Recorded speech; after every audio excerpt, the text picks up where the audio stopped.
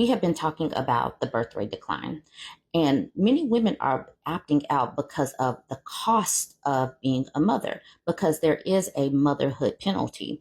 When people talk about the wage gap disparities, there's a wage gap, but it's typically more so if a woman is a mother versus just being a woman, because single women are able to compete in the workforce a lot easier than mothers are. So there is a motherhood cost that is realized towards the end because we haven't built up that retirement fund, and being out of the workforce ends up costing us opportunities. But I want to get into this article. It's a long article from USA Today talking about the fatherhood premium and the motherhood penalty, what Nobel Prize economics winners research show. Sapna Arvind had always dreamed of having a big career in finance. My dad, when I was a child, would say, I want to see you on CNBC. So I did my undergrad in finance at New York University with those words ringing in my ears.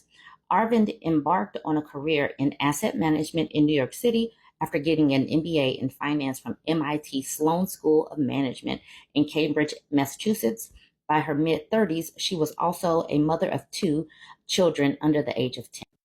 While she powered through the early years as a young mother and a professional woman, by the time her younger one was ready for kindergarten, she didn't want to do it anymore. Commuting back to her home in the suburbs at 8 p.m. just as the kids were getting ready for bed, she decided to quit her job. Her husband, an investment banker, would be the sole breadwinner while she'd be the primary on-call parent.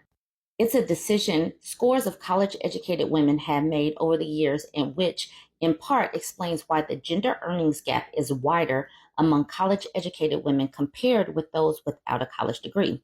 In 2022, for example, women with at least a bachelor's degree earned 79% as much as men who were college graduates, while women who were high school graduates earned 81% as much as men with the same education level, according to Pew Research Center. This is also a topic Harvard professor Claudia Golden, 77, who received a Nobel Prize in economics for her groundbreaking work on women in the labor market on Monday, has spent decades studying.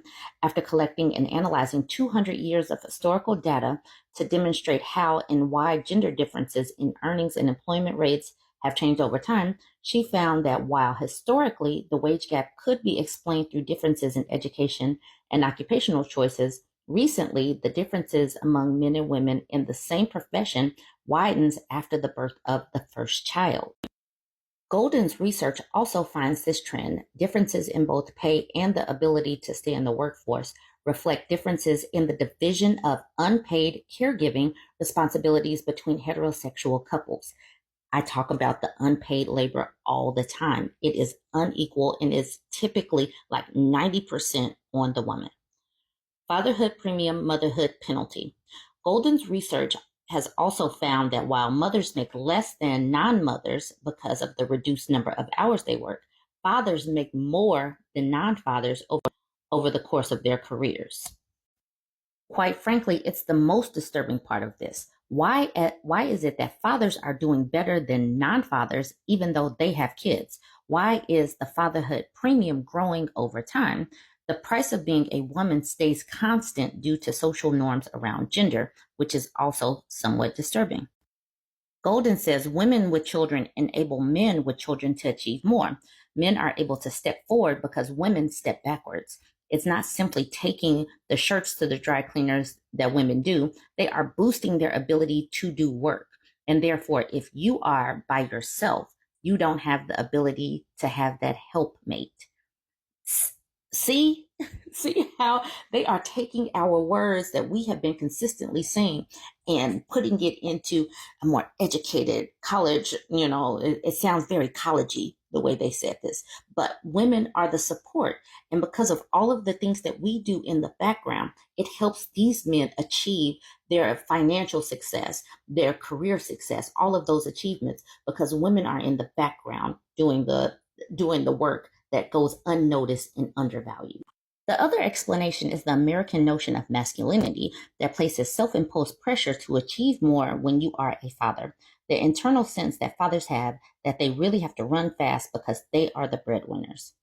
Let's talk about greedy work and flexible work.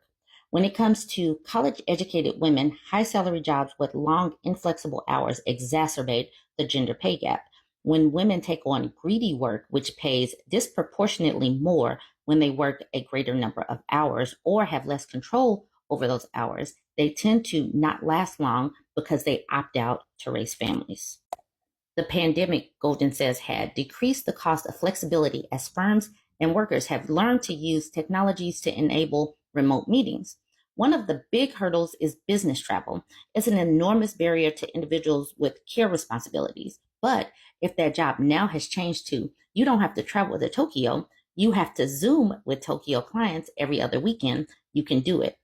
Yes, the technology is changing the game and allowing women to still be able to compete as long as jobs have the flexibility that allows women to continue to compete. Making greedy jobs more flexible would allow women to take them.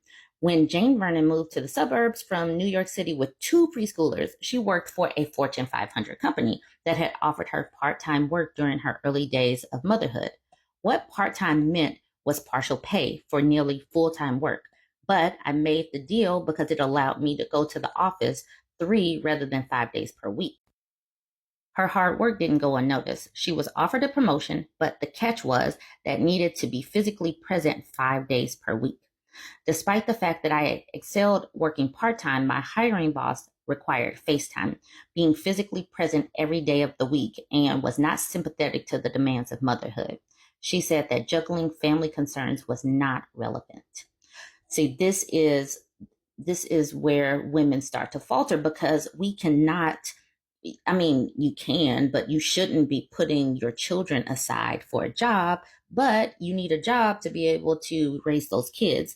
It's a double bind, it's a conundrum that men that don't have to face this same thing. That's the reason why their successes can still just keep going up and up and up, where women end up plateauing. And this is what happens. She decided to quit her job. If she had the flexibility, things would have been very different. See, women have the capacity, the skills to multitask many of these things, but without having a job that's flexible, it constrains us. So our talent that we have goes untapped because we can't juggle all of this without society buying in. So this is another reason why the birth rate will continue to decrease, because women are not, I mean, they don't want to do all of this. And then on the back end, when it comes to retirement or living comfortably, that money take a hit. Okay, she says, without a doubt, I would have stayed in the workforce. I did not want to quit my job. Her life as a Scarsdale's mom, one of the most expensive zip codes in the country, landed her in a familiar company, stay-at-home mom with degrees from prestigious universities and experience in the corporate world, including white shoe law firms, exclusive management consultancies, and Fortune 500 companies.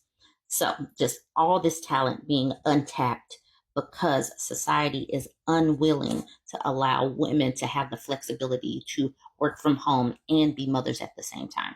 Something has to give.